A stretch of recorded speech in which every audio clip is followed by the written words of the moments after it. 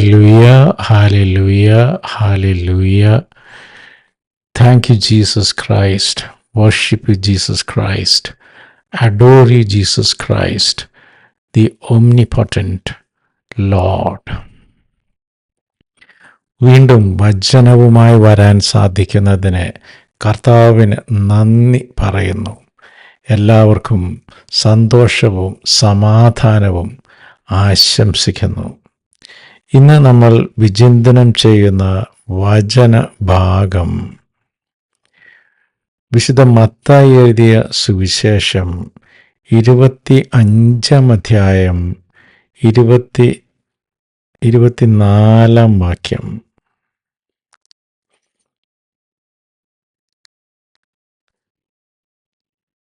വിശുദ്ധ മത്തായി എഴുതിയ സുവിശേഷം 25 അധ്യായം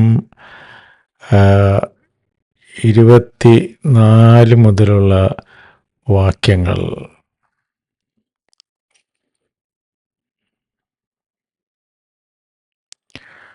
അല്പകാര്യങ്ങളിൽ വിശ്വസ്തനായിരുന്നതിനാൽ അനേക കാര്യങ്ങൾ നിന്നെ ഞാൻ ഭാരമേൽപ്പിക്കും. അല്പകാര്യങ്ങളിൽ വിശ്വസ്തനായിരുന്നതിനാൽ അനേക കാര്യങ്ങൾ നിന്നെ ഞാൻ ഫലമേൽപ്പിക്കും. അപ്പോൾ വിശുദ്ധ വിൻസെൻ്റ് പോൾ ഇതിനെക്കുറിച്ച് പറയുന്നത്,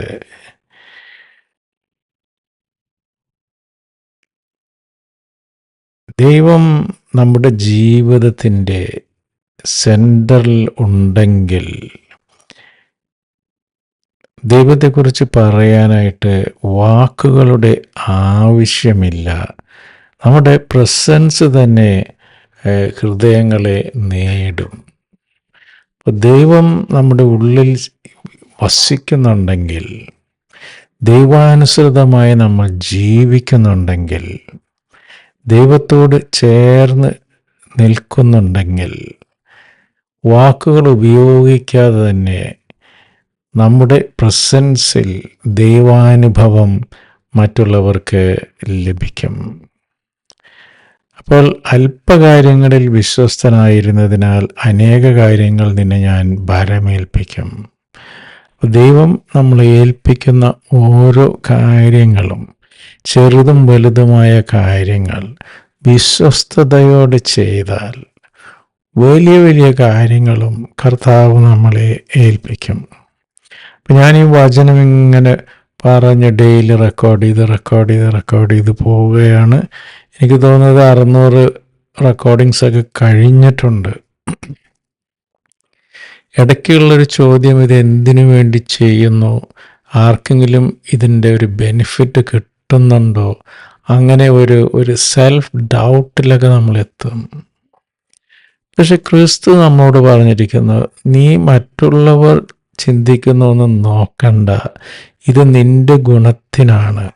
അതുകൊണ്ട് മുടങ്ങാതെ നിനക്ക് ഞാൻ ഈ കഴിവുകളൊക്കെ തന്നിരിക്കുന്നു. വചനം വായിക്കുവാനും മനസ്സിലാക്കുവാനും അത് വീഡിയോയിൽ പകർത്തുവാനും ഷെയർ ചെയ്യുവാനും ഒക്കെയുള്ള എല്ലാ സൗകര്യങ്ങളും അനുഗ്രഹങ്ങളും അതിനുള്ള കഴിവും നിനക്ക് ഞാൻ നൽകിയിരിക്കുന്നു. നീ വേറെ ഒന്നും നോക്കേണ്ട, ഈ കാര്യം വിശ്വസ്തയോടെ ചെയ്യുവൻ. അപ്പോൾ പലരും എന്നെ വിമർശിക്കാറുണ്ട്, കളിയാക്കാറുണ്ട്, വെറുതെ ഇതൊക്കെ എന്തിനങ്ങനെ ചെയ്യുന്നത്. അപ്പോൾ 2 ദിവസം മുമ്പ് ആരും എൻ്റെ അടുത്ത് പറഞ്ഞ് വീഡിയോ ആക്കണമെന്ന്, അത് ഓഡിയോ മാത്രം പോരെ. അപ്പോൾ പലർക്കും ഒരു ലജ്ജാകരമായ ഒരു ഇടപാടാണ് ഈ വചനം പ്രഘോഷിക്കൽ. അപ്പോൾ അത് പലപ്പോഴും ഈ പ്രഘോഷകനെയും ബാധിക്കും. അങ്ങനെ ആലോചിച്ചുകൊണ്ടിരിക്കുന്ന സമയത്ത് പെട്ടെന്നൊരു ദിവസം ഒരാൾ എന്നോട് കമ്മ്യൂണിക്കേറ്റ് ചെയ്യുകയാണ്, ചേട്ടാ, ഈ ചേട്ടൻ ഇന്നലെ ഇട്ട വചന സന്ദേശം ഞാൻ കേട്ടില്ലായിരുന്നുവെങ്കിൽ ഞാൻ തീർച്ചയായും ആത്മഹത്യ ചെയ്യുമായിരുന്നു. യേശുവെ നന്ദി, യേശുവെ സ്തുതി, യേശുവെ സ്തോത്രം. ഇന്നേ വരെ ചെയ്ത എല്ലാ പ്രയത്നത്തിനുമുള്ള പ്രതിഫലം, എനിക്കുള്ള പ്രതിഫലം, ആ ഒരു വചന സന്ദേശം, ആ ഒരു യുവാവ് തക്ക സമയത്ത് അത് കേൾക്കുകയും അതുമൂലം ആത്മഹത്യാ പ്രേരണയിൽ നിന്ന് അവന് രക്ഷപ്പെടാൻ തോന്നുകയും ചെയ്യിപ്പിച്ച കർത്താവിന് സ്തുതി. അപ്പം അതാണ് കർത്താവ് പറയുന്നത്, അല്പകാര്യങ്ങളിൽ വിശ്വസ്തനായിരുന്നതിനാൽ അനേക കാര്യങ്ങൾ നിന്നെ ഞാൻ ഭരമേൽപ്പിക്കും. ഈ മനുഷ്യർക്ക് ഇപ്പോൾ പ്രാർത്ഥനാ സഹായം ആൾക്കാർ ചോദിക്കുന്നുണ്ട്. അപ്പോൾ ഇവർക്കൊക്കെ വേണ്ടി പ്രാർത്ഥിക്കണം. അപ്പം അങ്ങനെ കർത്താവ് എന്നെ ഉപയോഗിക്കാൻ തുടങ്ങിയിരിക്കുന്നു. ഇപ്പോൾ ആദ്യം വെറുതെ വചനം ഷെയർ ചെയ്യുകയും അതിനുവേണ്ടി പഠിക്കുകയും ധ്യാനിക്കുകയും ഒക്കെ ചെയ്തു. പക്ഷേ ഈ കിട്ടിയൊരു സന്ദേശം, അവൻ്റെ ഒരു മെസ്സേജ്, അവൻ പറയുന്നു അവൻ്റെ വീട്ടിൽ അവനാണെങ്കിൽ കിഡ്നി പേഷ്യൻ്റാണ്. അവൻ്റെ ആക്സിഡൻ്റ് ഉണ്ടായി അടുത്ത്, അവൻ കിഡ്നി പേഷ്യൻ്റാണ്, ഷുഗറുണ്ട്, അതുകൊണ്ട് അവന് ജോലിക്ക് പോകാൻ സാധിക്കുന്നില്ല. അവൻ്റെ ഒരു കുഞ്ഞു മകൾക്ക് ഹാർട്ടിനെന്തോ പ്രോബ്ലമുണ്ട്. അപ്പോൾ അതിൻ്റെ ചികിത്സയൊക്കെ കഴിഞ്ഞിപ്പോൾ വന്നേ ഉള്ളൂ. 3 മക്കളാണുള്ളത്. ചേട്ടാ, ഈ കുഞ്ഞുങ്ങൾ പലപ്പോഴും വിശന്ന് കരയും, ഭക്ഷണത്തിന് വകയില്ലാതെ വിശന്ന് കരയും. അപ്പോൾ എനിക്ക് ആത്മഹത്യ ചെയ്യാൻ തോന്നും.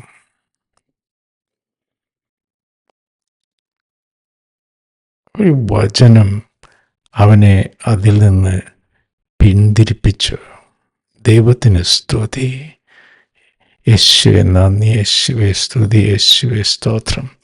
അപ്പോൾ ഈ ഒരു വ്യക്തി കൂടുതൽ പ്രാർത്ഥന മാത്രമേ കേൾക്കുന്നുള്ളൂ,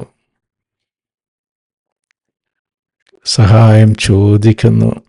ഈ വചനം കേൾക്കുന്ന നമുക്കെല്ലാവർക്കും അവന് വേണ്ടിയും അവൻ്റെ കുടുംബത്തിന് വേണ്ടിയും എല്ലാം നമുക്ക് അനുദിന പ്രാർത്ഥനകളിൽ നമുക്ക് അവനെയും അവൻ്റെ കുടുംബത്തെയും നമുക്ക് ഓർക്കാം. ഇത് ഒരാളുടെ മാത്രം കഥയായിരിക്കുകയില്ല. ആത്മഹത്യയുടെ വക്കത്തോളം എത്തി നിൽക്കുന്ന അനേകായിരങ്ങളുടെ ഒരു റെപ്രസെൻറ്റേറ്റീവ് മാത്രമായിരിക്കും ഈ യുവാവ്. നമുക്ക് കൂടുതൽ അനുകമ്പയോടെ മറ്റുള്ളവരെ കാണാം, മറ്റുള്ളവർക്ക് വേണ്ടി പ്രാർത്ഥിക്കാം, മറ്റുള്ളവരുടെ പ്രയാസങ്ങൾ കേൾക്കാം. പറ്റുന്ന നന്മ പൂർവാധികം സന്തോഷത്തോടെ ക്രിസ്തുവിൻ്റെ നാമത്തിൽ നമുക്ക് മറ്റുള്ളവർക്ക് ചെയ്യാം. അല്പകാര്യങ്ങളിൽ വിശ്വസ്തനായിരുന്നാൽ വലിയ വലിയ കാര്യങ്ങൾ കർത്താവ് നമ്മളെ ഏൽപ്പിക്കും. അപ്പോൾ നമ്മുടെ പ്രവൃത്തികൾക്ക്, അവ എത്ര ചെറിയ ചെറിയ പ്രവൃത്തികളാണെങ്കിലും വലിയ ഫലം പുറപ്പെടുവിക്കാൻ സാധിക്കും. അപ്രകാരം നമ്മുടെ പേരുകൾ സ്വർഗരാജ്യത്തിൽ രജിസ്റ്റർ ചെയ്യപ്പെടും. ദൈവ വചനമാണ് നമ്മൾ കേട്ടത്. നമുക്ക് ദൈവത്തെ സ്തുതിക്കാം. Hallelujah, price Jesus, thank you Jesus, worship Jesus, hallelujah. നമുക്ക് ഈ മകൻ്റെ കുടുംബത്തിന് വേണ്ടി പ്രത്യേകം പ്രാർത്ഥിക്കാം. കർത്താവെ അനുഗ്രഹിക്കണമേ, കർത്താവെ അവൻ്റെ കഷ്ടപ്പാടുകൾ മാറ്റണമേ, അവൻ്റെ കുഞ്ഞുങ്ങളുടെയും അവനൊക്കെ രോഗശാന്തി കൊടുത്ത് അനുഗ്രഹിക്കണമേ, അവരുടെ ബുദ്ധിമുട്ടുകളിൽ നിന്ന് അവരെ കരകയറ്റണമേ, അവർക്ക് ഒരു അത്താണിയാകണമേ കർത്താവേ. Hallelujah, hallelujah, Praise you, Jesus. Thank you, Jesus. Worship you, Jesus. Adore you, Jesus. Love you, Jesus.